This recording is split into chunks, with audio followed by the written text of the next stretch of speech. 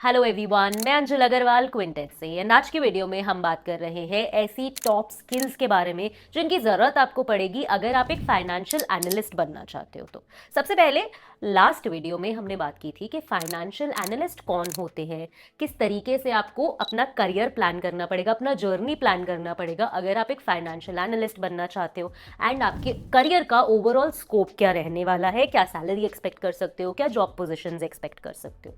आज की वीडियो में उसी चीज़ को थोड़ा और आगे लेकर जाएंगे और गहराई से समझने की कोशिश करेंगे कि एक फाइनेंशियल एनालिस्ट बनने के लिए कौन कौन सी ऐसी की स्किल्स होंगी जिनकी आपको जरूरत पड़ने वाली है। So without any delay let's jump right into it. सबसे पहले आपके पास टेक्निकल स्किल्स होनी चाहिए। टेक्निकल स्किल्स यानी कि जो भी आपके जॉब से रिलेटेड बारीकी काम करने के लिए आपको सॉफ्टवेयर्स एंड टूल्स की जरूरत पड़ेगी, आपको वो यूज करने आने चाहिए, जैसे कि एक्सेल, एसक्यूएल, फाइनेंशियल मॉडलिंग के सॉफ्टवेयर्स जो होते हैं वो आपको अच्छे तरीके से चलाने आने चाहिए। प्लस पाइथन जैसे सॉफ्टवेयर्स एडिशनली आपको हेल्प कर सकते हैं अपने जॉब के स्कोप को इंक्रीज करने के लिए। तो ये सारी टेक्निकल स्किल्स आपको बारीकी से अपने अंदर समानी पड़ेंगी। उसके बाद हम आगे मूव करते हैं। सेकंड हमारे पास स्किल आ जाएगी एनालिटिकल स्किल, एनालिसिस परफॉर्म करने की स्किल। आपके जॉब का सबसे इंपॉर्टेंट हिस्सा है फाइनेंशियल एनालिसिस परफॉर्म करना, यानी कि टेक्निकल टूल्स को यूज करके आप जो भी डाटा सॉर्ट करते हैं उससे कुछ रिजल्ट निकालना,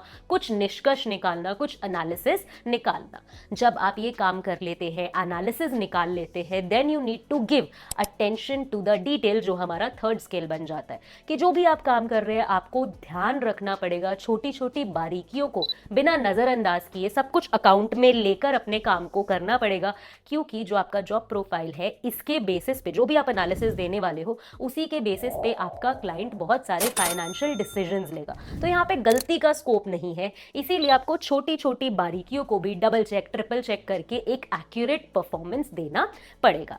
फोर्थ हमारे पास स्किल आ जाता है कम्युनिकेशन का। बड़ा इंपॉर्टेंट स्किल है, आम जिंदगी से लेके जॉब तक सब जगह कम्युनिकेशन एक बहुत इंपॉर्टेंट हिस्सा बन जाता है किसी भी चीज को साकार करने के लिए, किसी भी चीज को सफल करने के लिए, सक्सेसफुल करने के लिए। नाउ आपकी जॉब में कम्युनिकेशन क्यों इंपॉर्टेंट है? क्योंकि जो भी आपने टेक्निकल टूल्स यूज किए, एनालिसिस निकाला, वो कॉम्प्लेक्स भाषा है, वो फाइनेंशियल भाषा में है। अब उसको आसान भाषा में आपको अपने क्लाइंट्स को और अदर स्टेक होल्डर्स को समझाना आना चाहिए। अगर आप उनके लिए कॉम्प्लेक्स चीज को सिंपल नहीं कर पा रहे हो तो आपके जॉब का कोई मतलब ही नहीं रह जाता। तो कम्युनिकेशन एक की स्किल बन जाता है for being a financial analyst. जो भी एनालिसिस निकाला अब उसे अच्छे तरीके से सिंपल तरीके से आपको कम्युनिकेट करना आना चाहिए। नेक्स्ट आपके पास आ जाएगा प्रॉब्लम सॉल्विंग का स्किल। प्रॉब्लम सॉल्विंग बड़ा जरूरी बन जाता है क्योंकि जो फाइनेंशियल एनालिस्ट काम कर रहा है ना, ये कोई रूल बुक का काम नहीं है कि आपको कुछ ना कुछ प्रॉब्लम्स मिल गई हैं, आपको पता है कि उनके क्या क्या सोल्यूशंस होने वाले हैं एंड अपना काम हो गया। नहीं, जो भी मार्केट में ट्रेंड्स चल रहे हैं, इकोनॉमिक ट्रेंड्स है, फाइनेंशियल ट्रेंड्स है, उन सभी चीज़ों को, उन सभी फैक्टर्स पे डिपेंड करेगा कि आपके पास प्रॉब्लम क्या है एंड उसे सॉल्व किस तरीके से करना है। तो कुछ ना कुछ कभी भी डायनामिक प्रॉब्लम आपके पास आ सकती है एंड उसको सॉल्व करना आपके जॉब का एक हिस्सा बन जाता है। तो प्रॉब्लम सॉल्विंग एक इंपॉर्टेंट स्किल बन जाती है जो एक फाइनेंशियल एनालिस्ट के पास होनी चाहिए। नेक्स्ट हमारे पास है टाइम मैनेजमेंट। बहुत जरूरी हो जाता है। अक्सर इस जॉब में आपके पास मल्टीपल प्रोजेक्ट्स होंगे, मल्टीपल मीटिंग से आपको डील करना पड़ेगा।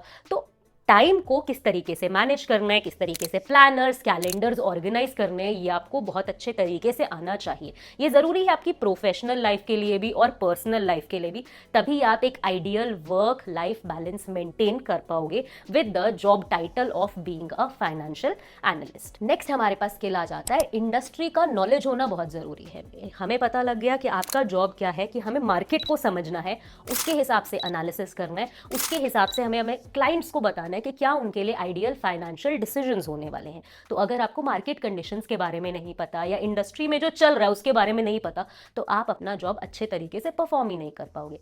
इसके लिए हमें क्या करना पड़ेगा, जो भी ऑनलाइन फोरम्स हैं या फिर ऐसे न्यूज़ चैनल्स हैं या फिर ऐसे प्लेटफॉर्म्स हैं जहां पे हमें फाइनेंशियल अपडेट्स मिल सकते हैं, उन प्लेटफॉर्म्स के साथ आपको एक्टिवली एंगेज करना पड़ेगा।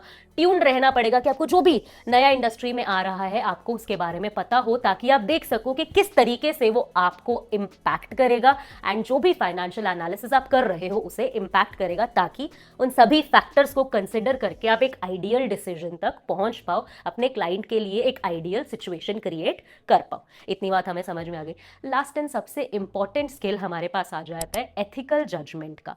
अक्सर हम देखते हैं कि फाइनेंशियल एनालिस्ट एक ऐसा पोजीशन होता है जहां पे आपको कई बार एक प्रॉफिटेबल और एक सही डिसीजन के बीच में फैसला लेना पड़ता है। तो जो हमारा पोजीशन है फाइनेंशियल एनालिस्ट का, इस पोजीशन पे जो भी आपके साथ स्टेक होल्डर्स जुड़े हुए हैं वो आप पे बहुत ज़्यादा ट्रस्ट कर रहे होते हैं, इसीलिए इस जॉब में अक्सर एक्सपीरियंस को भी हाईली वैल्यू किया जाता है। तो ऑनेस्टी यहाँ पे एक बहुत इंपॉर्टेंट पॉलिसी बन जाती है।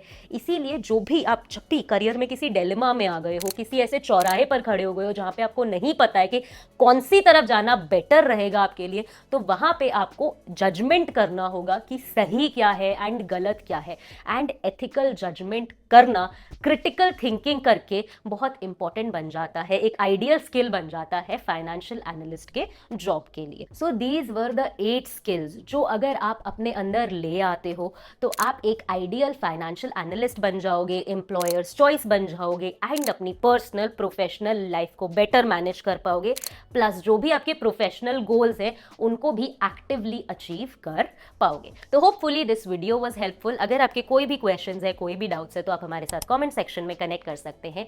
ऐसे ही और वीडियोस के लिए हमारे साथ जुड़े रहिए। वीडियो अगर अच्छा लगा हो, इन्फॉर्मेटिव लगा हो तो hit the like button, subscribe us to stay tuned with us. मिलेंगे जल्द ही।